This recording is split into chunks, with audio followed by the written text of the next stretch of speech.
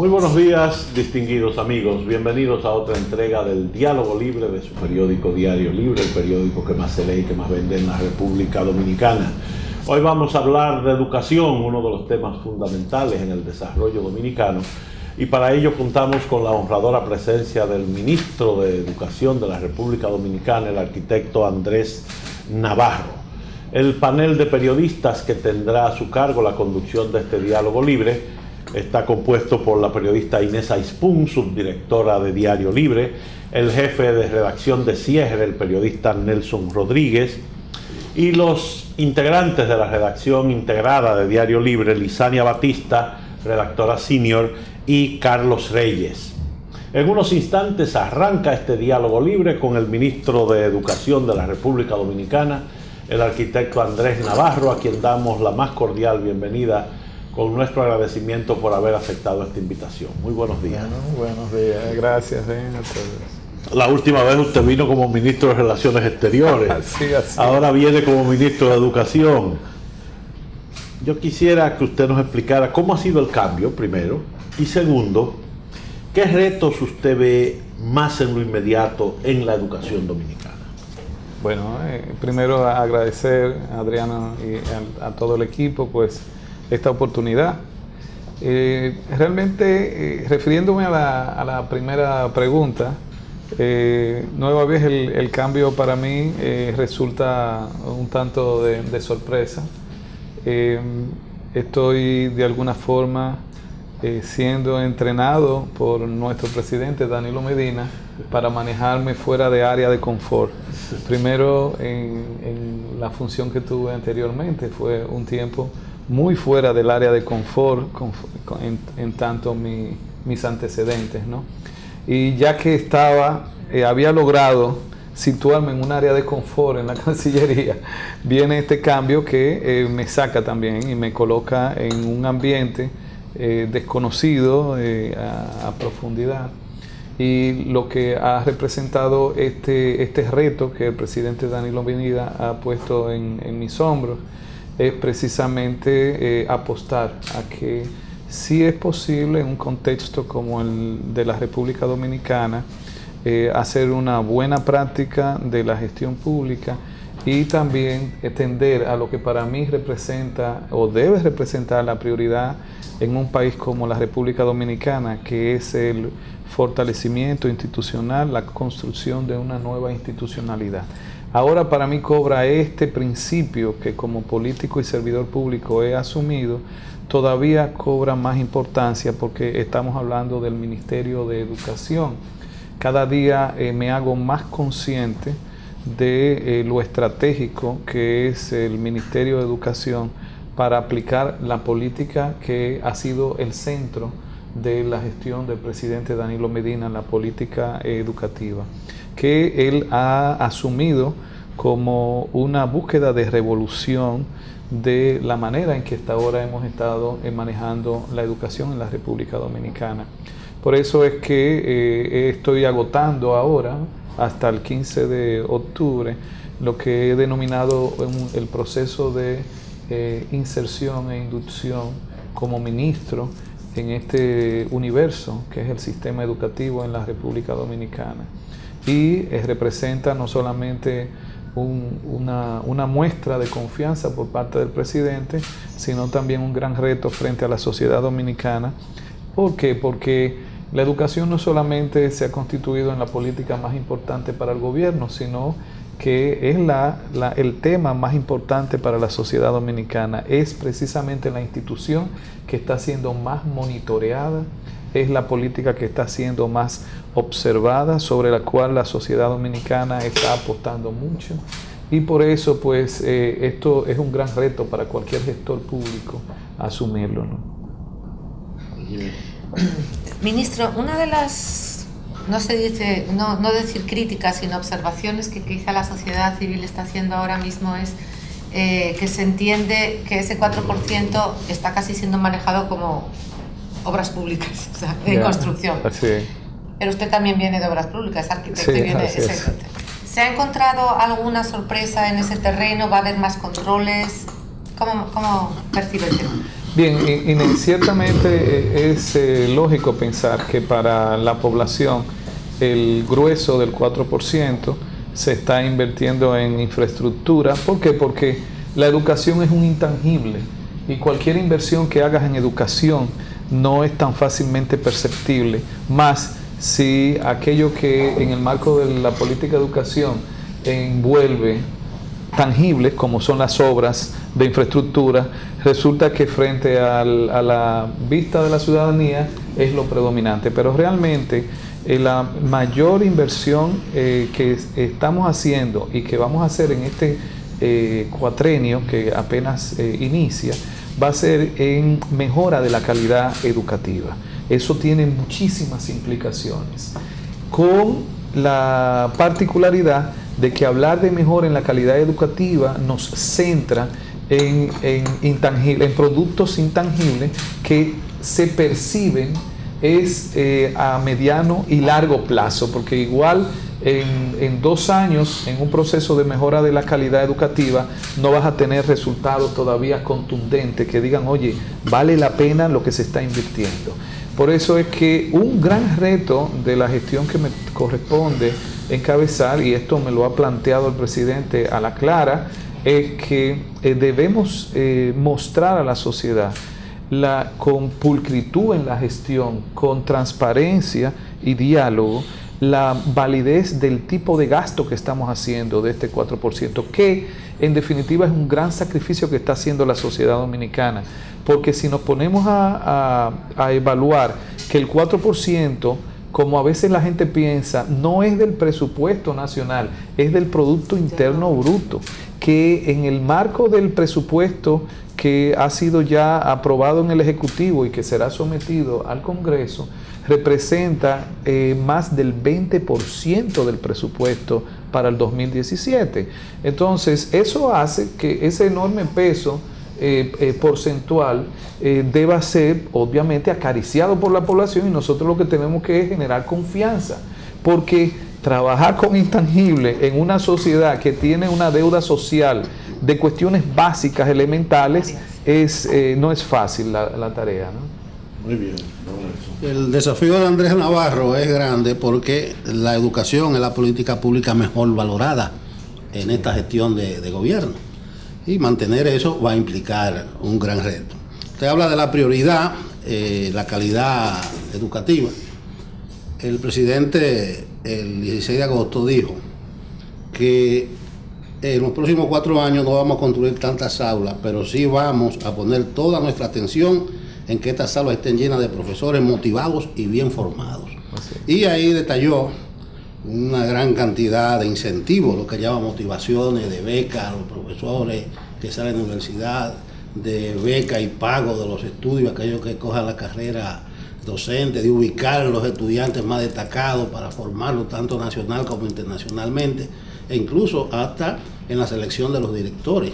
Sí. Esos programas ya usted lo tiene a mano porque es una madeja grande de becas, de cursos. ¿Cómo empezó a caminar eso? Bien, lo primero que hay que señalar, Nelson, es que tengo como ministro que está asumiendo apenas la dirección del Ministerio de Educación la ventaja de que encuentro ya una serie de instrumentos de planificación, como es el Pacto por la Calidad de la Educación, como es también la Iniciativa Dominicana por una Educación de Calidad, como es el Plan Decenal, la Estrategia Nacional de Desarrollo. En definitiva, están dados los instrumentos con insumos clave para uno saber por dónde caminar y avanzar en la búsqueda de una mejor calidad en la educación. Esto nos genera varios, digamos, públicos, metas. En primer lugar, el magisterio, que ya todos los estudios sobre calidad de la educación muestran que el factor determinante entre elevar la calidad o reducir la calidad en la educación es la calidad del maestro, la capacidad que tenga el maestro de producir procesos de aprendizaje en nuestros estudiantes que sean efectivos. Eso implica entonces no solamente mejores condiciones laborales del magisterio, sino también elevar sus capacidades. hay una cuestión clave que va a ser uno de los principales retos en la formación de nuestros maestros y que ya lo estamos trabajando y discutiendo con el Instituto Nacional de Capacitación del Magisterio, el INAFOCAM, y también con el Instituto Superior de Formación Docente Salomé Ureña, que es el Infodosu, que son las dos entidades de formación que tiene el Ministerio. Y es que como el currículum que está planteándose ahora como novedad, como parte de esa revolución, está basado más que en conocimiento, en competencia, que es lo que queremos generar en nuestros estudiantes, eso tiene que comenzar en generar capacidades en nuestros maestros para poder potencializar las competencias en nuestros estudiantes. Por eso que el esfuerzo de la formación de nuestros docentes va a estar centrado en las características del currículum que ahora estamos promocionando. Pero por otro lado, nuestros maestros deben también ir generando valor agregado en su formación.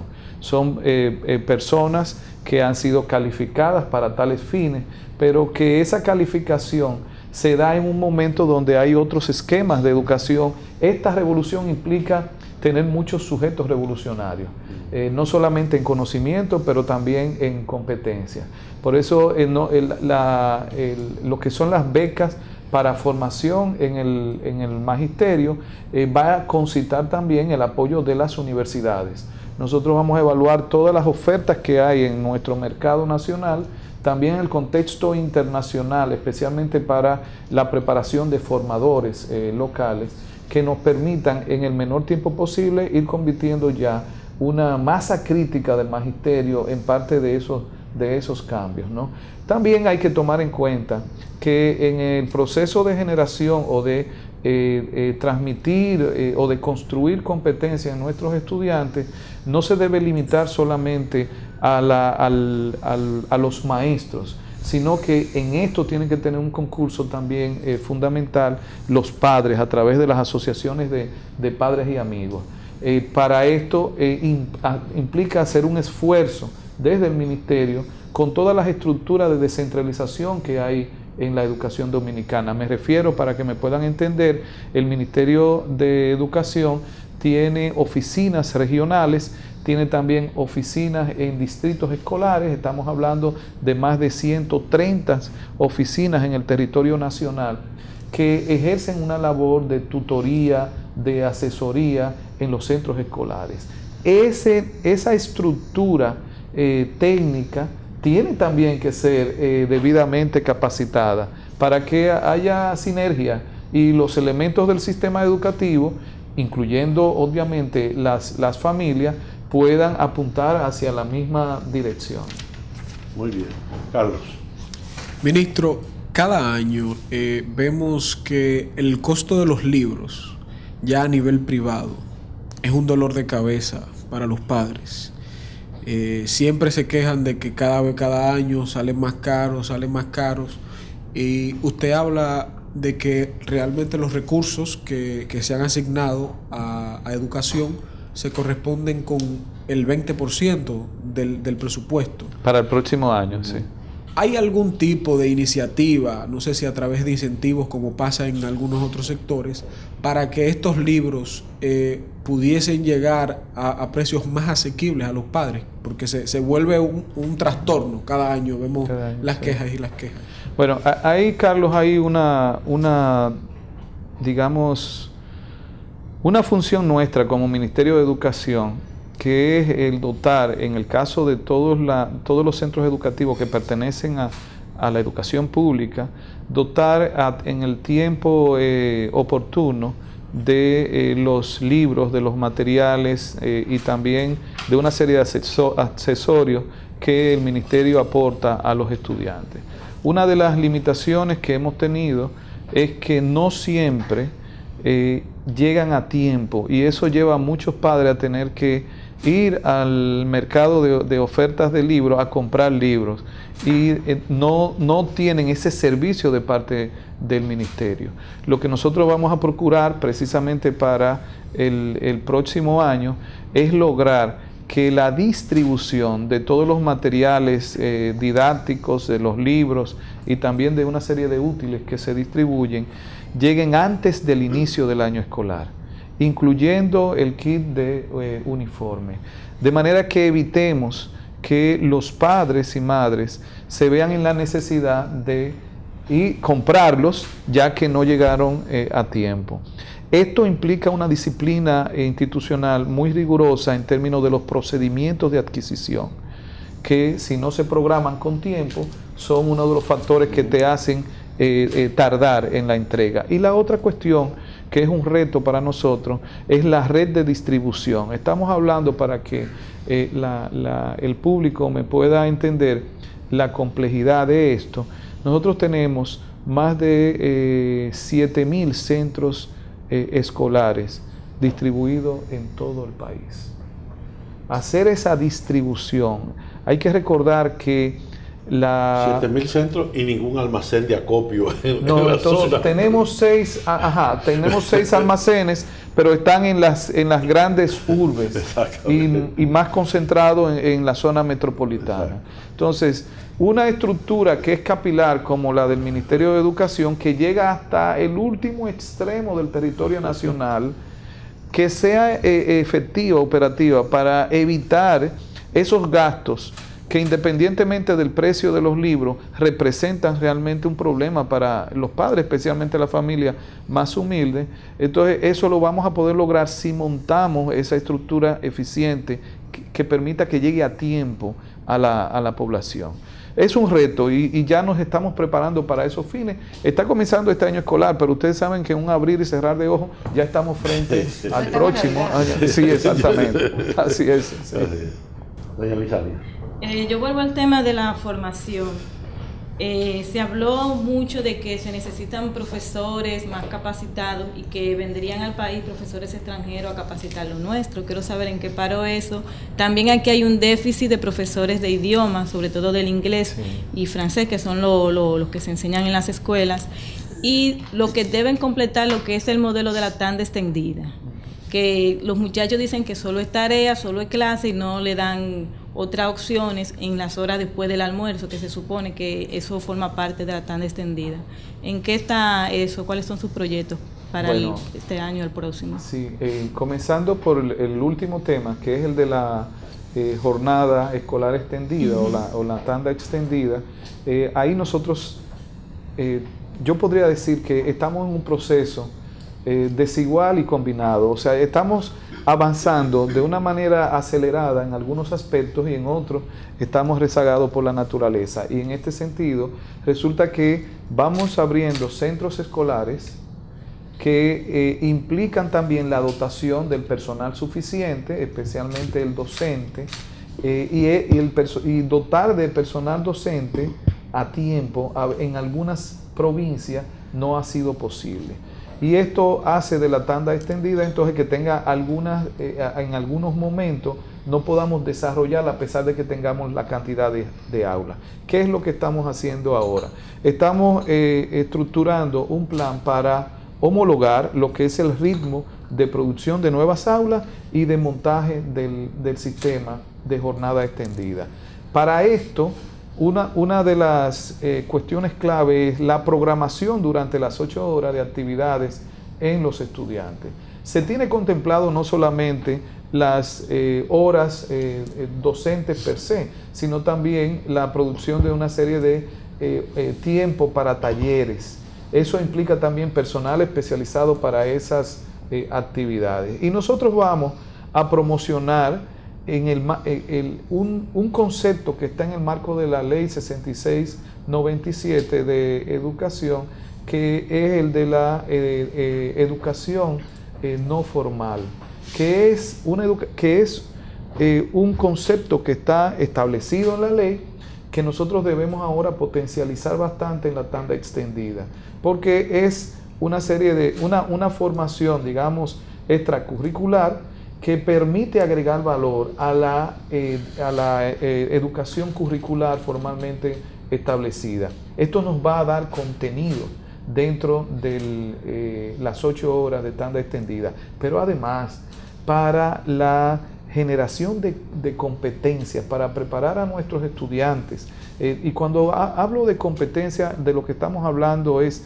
de conceptos claves que debemos generar en un estudiante de rendimiento, como es la capacidad de comunicarse, como es la capacidad de colaborar o trabajar en equipo, como es la capacidad de resolución de problemas, como es la capacidad de pensamiento lógico.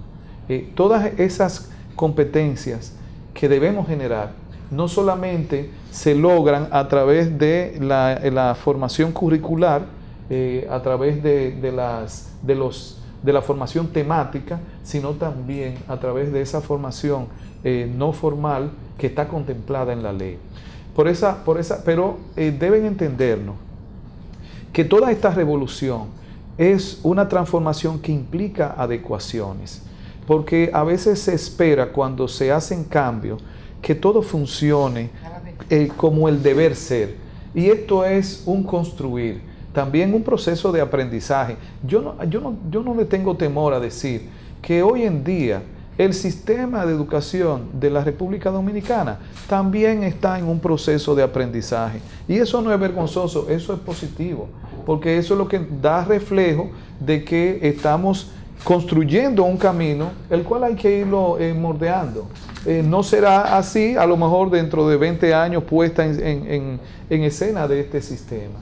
Y la jornada extendida, yo les digo a ustedes, cuando paso por las escuelas, cuando visito las escuelas en diferentes provincias y veo el desarrollo de la jornada extendida, los niños con los maestros durante ese periodo, con una dotación de determinados servicios que tienen un impacto también social, pero se va generando un sentido de comunidad ahí adentro que no lo teníamos antes y que hay que irlo perfeccionando. Los mismos maestros también se están adecuando a esta jornada extendida, ¿no? De forma que el currículum que se está planteando hoy en día, que ha cambiado la estructura, quiero expresar que la estructura curricular ya, que está establecida en dos niveles fundamentales, que es la primaria y la secundaria, y cada nivel dividida en dos ciclos, cada uno de 3 años, eso va a ir permitiendo que nosotros podamos monitorear más el desenvolvimiento de nuestros estudiantes. Por eso hoy más que nunca va a tener sentido lo que son las pruebas de diagnóstico. Nosotros ya recuerden que habíamos tenido el formato de pruebas nacionales que tenían un carácter fundamentalmente de certificación, de aprobación del paso de un nivel a otro. En este caso, ya con el nuevo esquema y la ordenanza ejecutiva del Consejo Nacional de Educación, se ha establecido que las pruebas en el cierre de cada ciclo, que es el tercero de la primaria, el sexto de la primaria y el tercero de secundaria, que era el primero de bachillerato de antes, van a tener pruebas, pero van a ser diagnósticas, no con fines de certificación de nuestros estudiantes. Y la única prueba nacional que va a tener un carácter de certificación es la del cierre del nivel secundario, en lo que es el sexto de secundaria, que antes era el cuarto de bachillerato. ¿Qué va a permitir esto? Para nosotros seguir avanzando y perfeccionando la jornada extendida y su contenido, que nos va a permitir hacer corte en cada cierre de ciclo para verificar cuáles son las debilidades y las fortalezas en los procesos de enseñanza de nuestros estudiantes, y así hacer planes de mejora. Cada prueba nacional diagnóstica va a generar un plan de mejora para el sistema. O sea, es casi una evaluación para ustedes, no para los alumnos. Exactamente, para el sistema, a través de lo que nos dicen los estudiantes en esas pruebas. Porque cuando yo veo que se hace una prueba a cualquier sujeto o a cualquier universo, cualquier público, en este caso a los estudiantes, y reprueban la mayor parte de los estudiantes, quien está reprobando no es el estudiante, es el sistema. Y en eso yo quiero ser como ministro de Educación lo suficientemente honesto. Por eso confío mucho en esta decisión que tomó el Consejo Nacional de Educación de que hagamos estas pruebas diagnósticas que nos permitan planes de mejora continuos. Y esa va a ser la garantía de que en el mediano plazo la educación dominicana esté en otro nivel de desarrollo, en otro estadio de desarrollo. No, como usted decía, la gran revolución la han tenido que soportar los maestros. Porque el muchacho que llega nuevo coge lo que le dan, entre comillas, pero el maestro que tenía 20 años enseñando con un método y que ahora tiene que cambiar el método porque el énfasis es otro, para él es un cambio que puede ser brutal en muchos casos. Pero hablando siguiendo con la tanda extendida, algunas de las quejas tienen que ver también con que muchos padres se hicieron de la idea de que con la tanda extendida ellos no iban a tener que ayudar a los muchachos en la tarea en la noche. Ajá, y entonces yo recibo muchas cartas aquí de quejas de que ¿para qué que se quedan entonces hasta las 4 si a las 6 tengo yo que volver a coger al muchacho a ayudarlo con las tareas de matemáticas? Yo no sé si la gente ha entendido bien cuál es el propósito de la tanda extendida. Sí.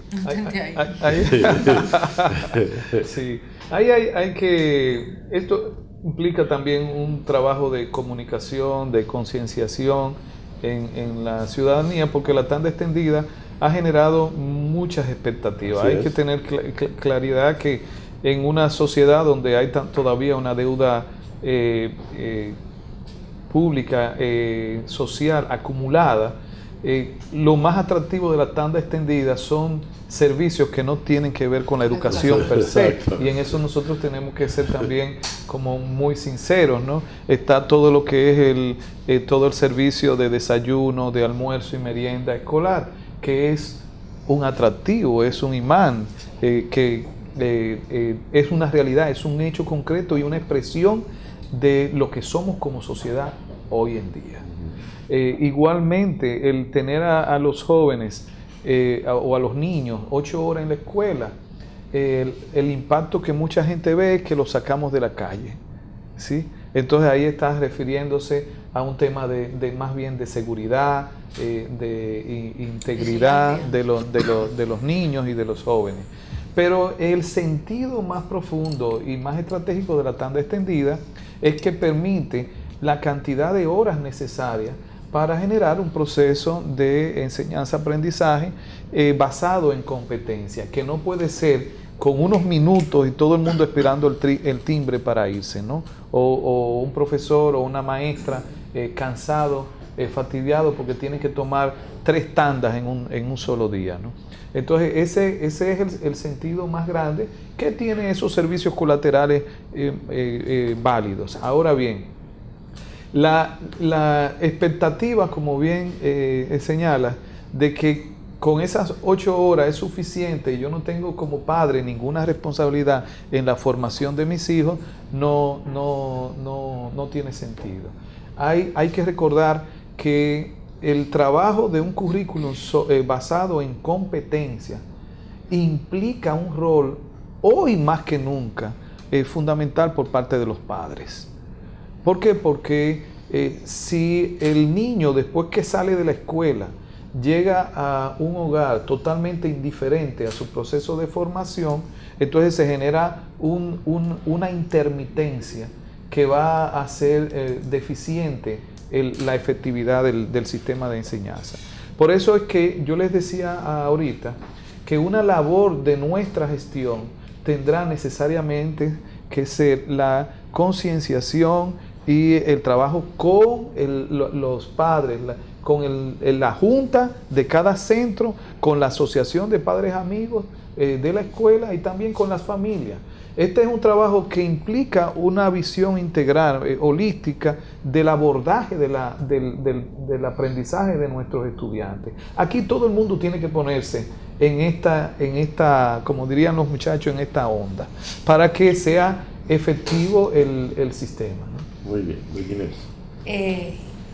¿Y en esta onda está la EDP? ¿Cómo le han recibido el sindicato de profesores?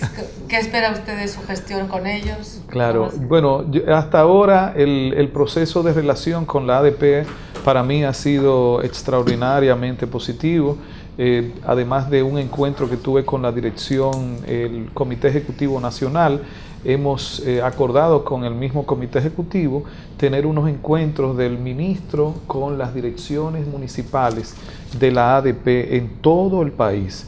Hemos establecido una programación de 7 encuentros regionales, de los cuales ya hemos hecho 3 para el sur corto, para la línea noroeste y también para la zona metropolitana.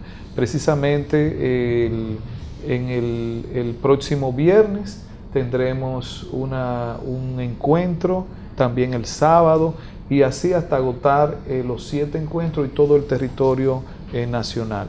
Esto para mí es fundamental, no solamente por rigor metodológico, sino también por una concepción de cómo hacer política pública que la tengo muy enraizada. Y es que el diálogo con los agentes clave que inciden en una política pública debe ser una piedra angular de una gestión efectiva. Y hay que recordar que el magisterio no es solamente importante en el sistema educativo por su volumen, sino también por lo que representa en el proceso de elevar la calidad del estudiante. Ahí que está la clave. Y para nosotros tener una relación sana con la ADP, hay que primero cultivar transparencia que genere confianza y una capacidad de diálogo permanente.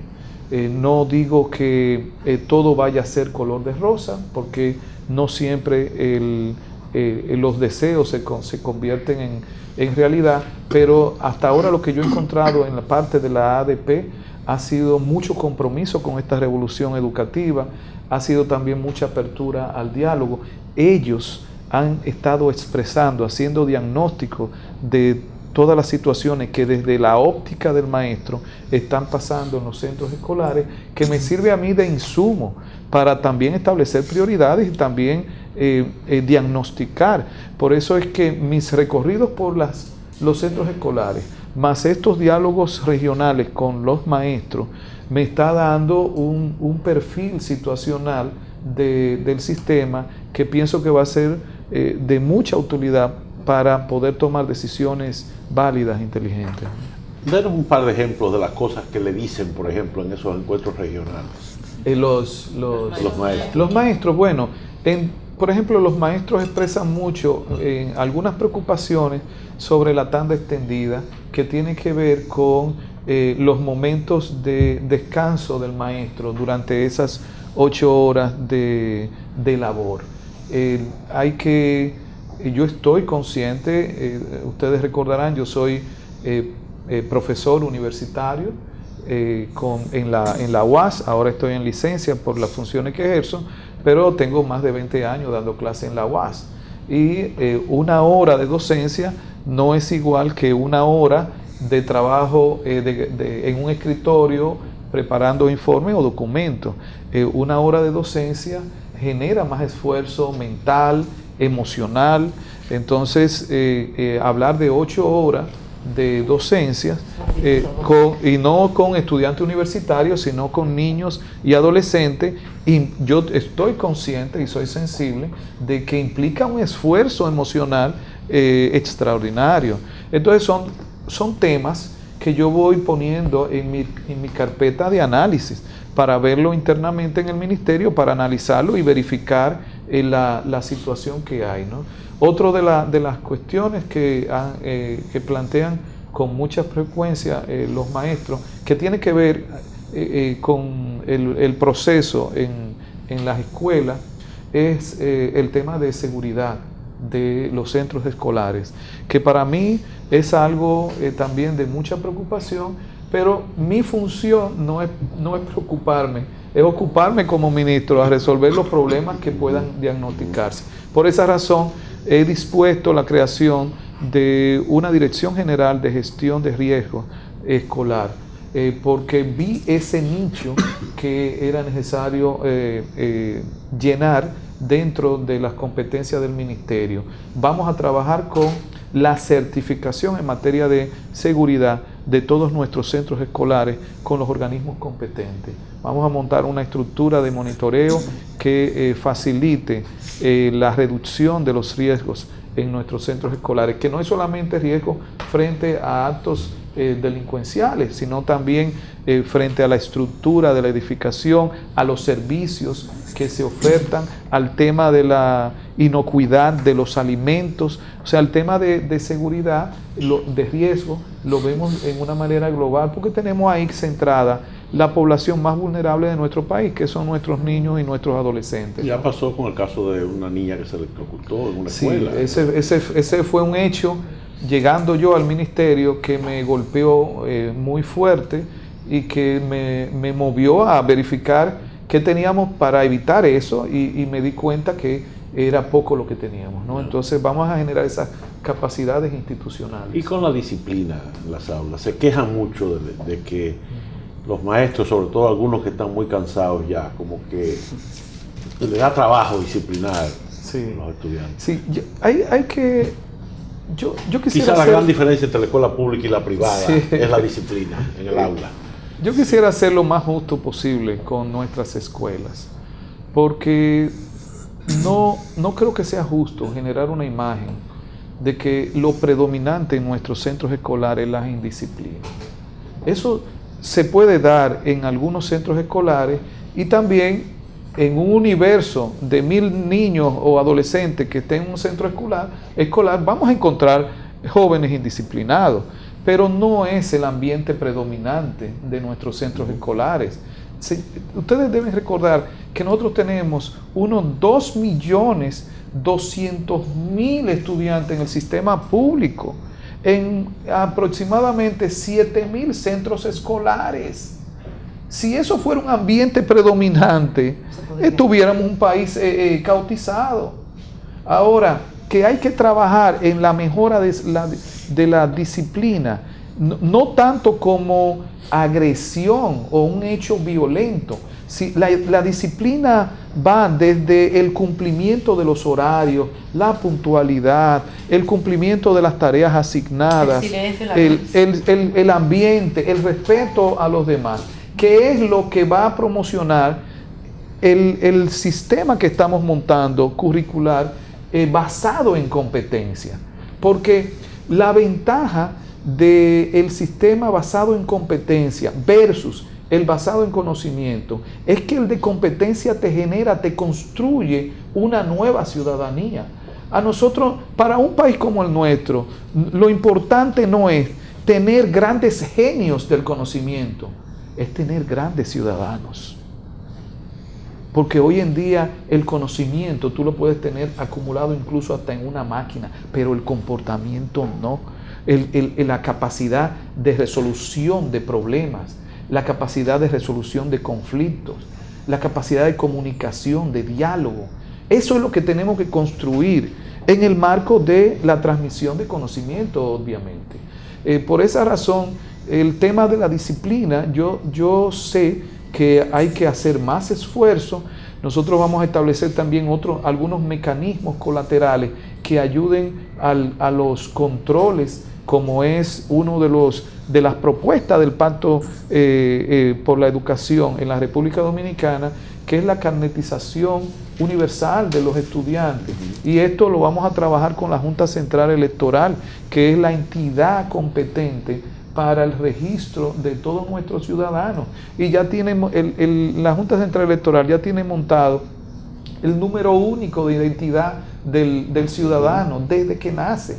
Entonces, ya hemos tenido 2 reuniones sobre el particular, el presidente de la Junta Central y quien les habla, y vamos a proceder más temprano que tarde a establecer los acuerdos para también poner un mecanismo que va a servir también para ayudar a la seguridad en los centros escolares. Don Carlos.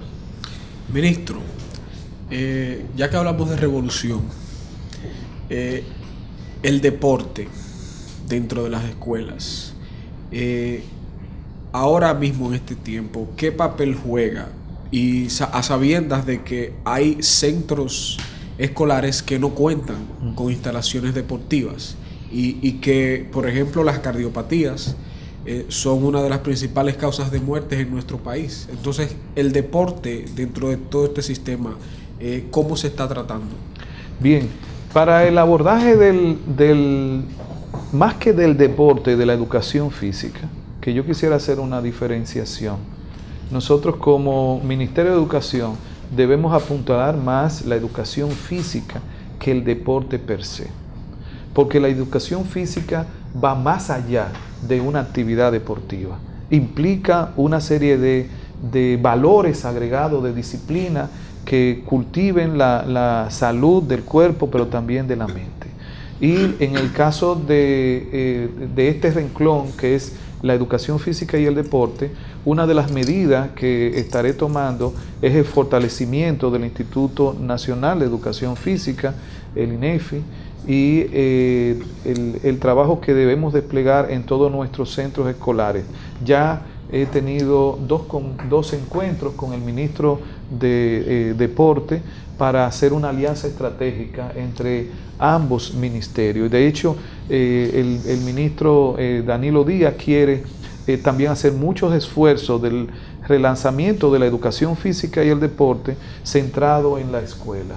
Esto va a ser una sinergia entre ambos ministerios que nos va a permitir hacer de la educación física no una actividad marginal dentro de nuestra tanda extendida. Incluso estamos vislumbrando que vaya más allá de la tanda extendida. ¿Por qué? Porque nuestros centros escolares en determinadas horas estarían ociosos si no somos lo suficientemente creativos para seguirle dando utilidad en horas de la tarde y también en los fines de semana.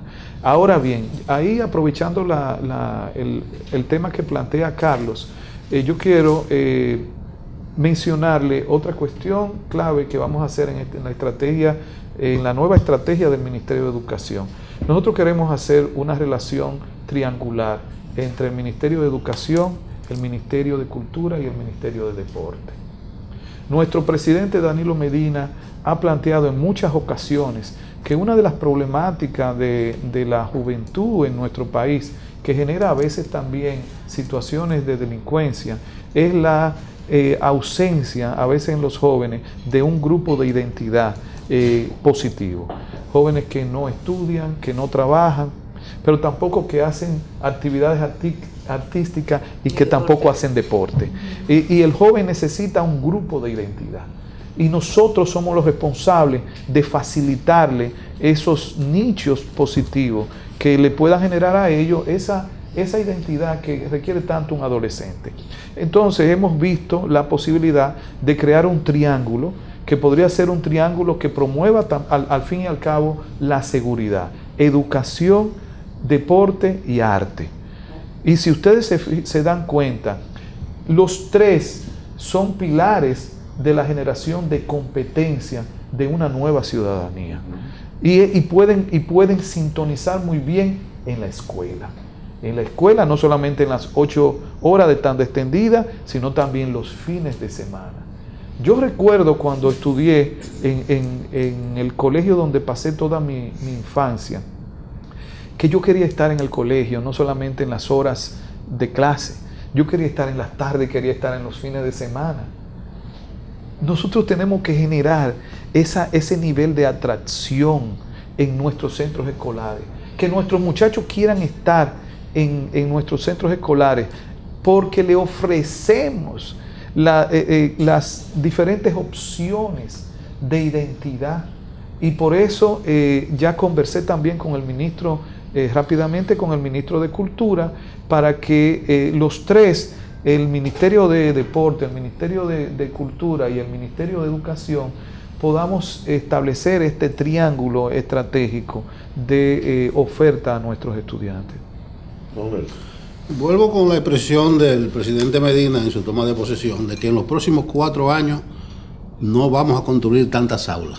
Está bien, mucha gente dice que ya se ha construido y se ha invertido lo suficiente, pero resulta que de las aulas construidas o en proceso de construcción hay alguna abandonada, según vi en un reportaje de Diario Libre, por lo menos por el área de Puerto Plata, y hay muchas a medio talle. E incluso me sorprende cómo periódicamente 20, 30, 100 ingenieros del CODIA dice que les adeudan a ellos. Y el día pasado un ingeniero del Sur Corto, creo que de Baní, apellido Pimentel, amenazó con suicidarse porque Educación le debe, y que él construyó la escuela y que se le debe. Yo no sé si entre el proceso de auditoría que usted está haciendo hay alguna entre el programa de edificaciones escolares, o si usted tiene ya una radiografía en qué está eso, y en materia de infraestructura, si ya se terminó de construir todo o si hay algo pendiente. Pero me interesa saber cuál es el estatus de la escuela en proceso de construcción y las famosas deudas que periódicamente denuncian ingenieros que no les pagan. Bueno, sí, Nelson, la situación con el Programa Nacional de Edificaciones Escolares, primero es un programa muy ambicioso que ha ido generando una planta escolar extraordinaria, nunca visto en la historia de nuestro país, y esto ha tenido obviamente sus altas y bajas. En este caso se han experimentado retrasos ciertamente por múltiples razones, no necesariamente por falta de disponibilidad de recursos, ¿no? Por todos los procedimientos que envuelven, por todos los mecanismos de monitoreo. Es un entramado de procedimientos enorme para la producción de toda esta cantidad de obras. Y ciertamente hemos identificado edificaciones escolares que están detenidas, otras que están en un proceso lento, otras que no han iniciado. ¿Qué es lo que estamos haciendo ahora? Luego de haber inventariado todos estos casos, en un trabajo en equipo con el Ministerio de Obras Públicas, en la Oficina de Ingenieros Supervisores del Estado y también todo el equipo técnico del Ministerio de Educación, incluyendo la Contraloría, el Ministerio de Hacienda, la Tesorería Nacional y el Banco de Reserva. O sea, es un entramado de instituciones que abordan toda la tramitación de pagos. Pues hemos hecho lo siguiente: identificadas todas las edificaciones que están detenidas, se está ahora inventariando la razón de por qué la detención. Hay incluso a veces razones de la titularidad de los terrenos, donde se inició por disputa entre herederos. El mapa es bastante diverso y complejo. Lo que hemos hecho es reforzar los equipos técnicos y de administración financiera para agilizar los procedimientos. Yo les digo y aprovecho y les informo a todos los contratistas de edificaciones escolares que los cambios que estamos haciendo en los procedimientos de tramitación de ubicaciones y de supervisión de las obras van a tener un impacto en el corto plazo en la agilización de los pagos y también en la búsqueda de soluciones en los casos que ameriten cambio en los planos por hallazgos que se hayan encontrado en los terrenos. Nosotros tenemos que generar confianza en los contratistas como Ministerio de Educación, y es una de las tareas que estamos asumiendo en el corto plazo. Ahora bien, es necesario que la comunidad nacional tenga la suficiente paciencia y comprensión para que nos permitan concluir todas las edificaciones. En este cuatrenio nos quedan muchas aulas todavía por ejecutar. Hay una imagen de que ya las edificaciones se terminaron o se están terminando. No es así. Nos quedan, para nosotros, la pretensión de nuestro presidente es universalizar la tanda extendida. Y eso va a implicar todavía un gran esfuerzo en construcción de aulas.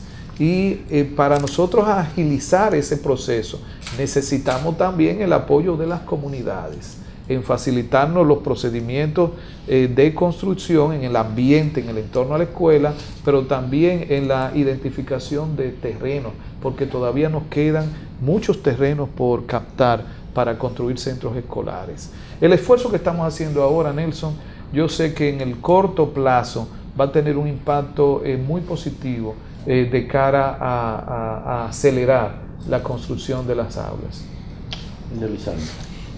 Otro aspecto positivo que se le ve a la tanda extendida es el hecho de que reduciría también los embarazos en adolescentes, que prácticamente es una epidemia en nuestro país. Sin embargo, falta la educación sexual en las escuelas. ¿Cuándo eso va a comenzar? ¿Cuándo van a convencer a las religiones, sobre todo a la católica, de que eso es una necesidad? Ya. Yo agrego la educación constitucional, que está en la Constitución, Sí, inclusive, sí. y no se ha logrado todavía. Bueno, vamos a comenzar por los temas patrióticos. Eso es el de la educación constitucional. De hecho, hay primero es un mandato constitucional, la enseñanza, sí, de la Constitución. El presidente también nos ha dado un mandato de que apliquemos en el menor plazo posible ese mandato constitucional. En un diálogo que sostuve, un diálogo prácticamente informal, pero muy sustancioso, con el presidente Rey Guevara del Tribunal Constitucional, él me planteó que el tribunal está en condiciones de apoyar al Ministerio de Educación en el cumplimiento de este precepto constitucional y vamos a establecer un acuerdo para, de la mano con el Tribunal Constitucional, poder hacer integrar la enseñanza, la socialización de la Constitución en nuestros ciudadanos en construcción, ¿no? Nuestros estudiantes. Ahí, por otro lado, con el tema de la formación, con el tema de la formación sexual en nuestros estudiantes, también el tema de género. Ustedes saben que hay todo un debate yo diría no de si hacerlo o no hacerlo, sino de cómo hacerlo y qué contenido debe tener. Y para eso yo voy a estar presto a propiciar los espacios de diálogo para que lleguemos a un entendimiento, algo que sea de consenso, pero que permita abordar esa problemática, porque lo que no quisiera es que en el sistema de educación consumamos tiempo indefinido en el cómo de las cosas, mientras seguimos adoleciendo de grandes falencias en el sistema del abordaje de problemáticas que son concretas, especialmente en nuestros adolescentes. Por eso es que estoy consciente de que es de los temas, podríamos decir, un tanto que generan tensión en el debate por la educación, pero voy a propiciar el diálogo, el entendimiento. Hay que tener también claro una cuestión. Para el éxito de una política pública, hay que lograr el encuentro de todos los intereses que están en torno a ella y de las visiones, asumiéndolo con la suficiente madurez de que lo que yo entiendo en lo particular que hay que hacer no es necesariamente lo que se va a hacer, debe ser una confluencia de visiones. De lo contrario, entonces tendríamos una sociedad totalmente dividida. Las políticas públicas no progresan así, menos en una democracia, menos en un ambiente como el que tenemos en un Estado de Derecho. Así es que yo voy a empeñarme en propiciar una salida, digamos, adecuada a temas de esta naturaleza. Ministro, hace unos años se hizo, creo que solo una vez, un ranking de pruebas nacionales, sí, en las que por sorpresa había escuelas públicas en lugares superiores que algunos privados de gran prestigio. ¿Eso se podría volver a hacer? Bueno, el ejercicio de investigación, de publicarlo. Sí, a mí me interesa mucho trabajar con datos científicos en el proceso que vamos a llevar de mejora de la educación y sabiendo obviamente que toda esta inversión tiene resultados a medianos plazos, ¿no? Contundente. Pero una de las motivaciones que tengo para hacer estos cortes, especie de estudios diacrónicos y sincrónicos a la vez, es que van a permitir identificar no solamente debilidades y problemas, sino también buenas prácticas, Inés. Y yo creo mucho en la identificación de buenas prácticas para convertirlos en referente de mejora de los sistemas. Y se da el caso de que nosotros tenemos aquí provincias, distritos y centros escolares que tienen unos altos rendimientos, pero muy por encima de la media del sistema general. Eso hay que estudiarlo. Tenemos que verificar qué están haciendo esos maestros, qué está haciendo ese director, qué perfil de estudiantes tenemos ahí. ¿Cómo se puede replicar eso? ¿Cómo se puede replicar? Aprender de lo bueno que yo mismo estoy haciendo. El error de sociedades como las nuestras es que comúnmente nos centramos en los problemas y las debilidades y perdemos la maravillosa oportunidad de identificar lo bueno que estamos haciendo para hacer metástasis positiva en todo un sistema. Entonces, yo apuesto mucho, allá tenemos un área de planificación con una plataforma informática excelente para nosotros poder hacer estos cortes periódicos que nos den una especie de un ranking de rendimiento en el sistema educativo. Y las pruebas nacionales diagnósticas van a ayudarnos ya de cara a la verificación de la efectividad del aprendizaje en nuestros estudiantes para hacer mejoras, porque en las pruebas diagnósticas va a aparecer también lo mismo, Inés, van a aparecer estudiantes concentrados en determinado lugar que tienen unos rendimientos específicos que tú tienes que investigar por qué. Claro, ¿no? Claro. Sí. Una última pregunta, ministro. En un reciente informe de Educa sobre la educación, se hablaba de los potenciales problemas de carácter económico que podría tener la asignación presupuestaria al Ministerio de Educación debido a ciertas malas políticas, como el caso de las pensiones, con una gran cantidad de maestros que tienen que ser jubilados en los próximos años, los montos de las mismas pensiones, algunos excesos de personal, particularmente en áreas que no son docentes, que uno pensaba que con el aumento de las aulas de las escuelas eso iba a bajar, porque antes una escuelita de un aula requiere un maestro, un director y un conserje. Una escuela de 20 aulas requiere quizás el mismo conserje, pero ya son 20 maestros y un solo director también. O sea, ¿qué medidas está tomando el Ministerio para la salud económica del sistema? La primera medida, Adriano, es hacer la auditoría correspondiente, ¿no?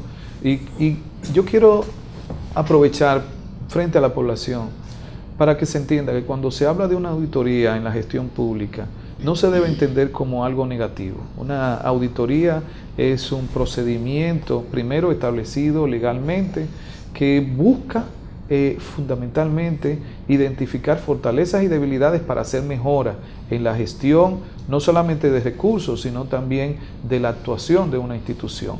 Y de rigor, usted, si llega a un sitio, debe generar a su llegada una especie de línea base de la situación de la institución. Para eso se hacen auditorías, ya sea de proceso o ya sea de gestión administrativa. En el caso nuestro, pues estamos haciendo los diferentes tipos de auditoría y hay uno de los renglones precisamente la nómina, tanto la nómina administrativa como la nómina docente. Eso me va a permitir verificar si hay que hacer mejoras en ese sentido. Ahora, yo tengo un mandato del presidente Danilo Medina y es que nosotros tenemos que exprimir ese 4% para que dé para mucho. Y eso implica cada vez más ser disciplinado como institución. Yo no puedo pretender que nuestros estudiantes en la escuela sean disciplinados si yo como ministerio no doy un ejemplo de disciplina. Y cuando digo ministerio, todo el equipo que trabaja, comenzando por mí y concluyendo con el más llano de nuestros colaboradores.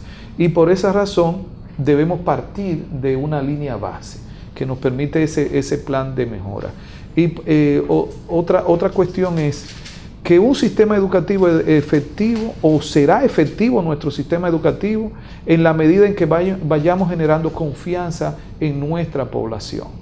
Hoy en día hay una migración de la escuela privada a la escuela pública, pero no necesariamente esa migración se está dando porque se espere mayor calidad en la pública, y en eso yo tengo que ser honesto.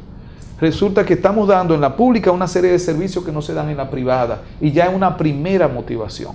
Ahora, la segunda motivación para que ese que se fue a la pública se quede contento y satisfecho es la mejora de la calidad en la enseñanza, que eso es algo que tenemos que demostrar, y es el siguiente paso que tenemos que dar. Por esa razón, una vez nosotros vayamos imprimiendo confianza a la práctica del sistema educativo de la República Dominicana, vamos a concitar el apoyo de las familias, el involucramiento de las comunidades en nuestros centros escolares, y eso va a ayudar muchísimo a un medio ambiente en nuestros estudiantes que facilite esta transmisión o esta construcción de competencia en toda la población estudiantil. Muchísimas gracias al arquitecto Andrés Navarro, ministro de Educación de la República Dominicana, por su participación en este diálogo libre. A todos ustedes, muchísimas gracias por la atención prestada y hasta un próximo diálogo libre. Buenos días.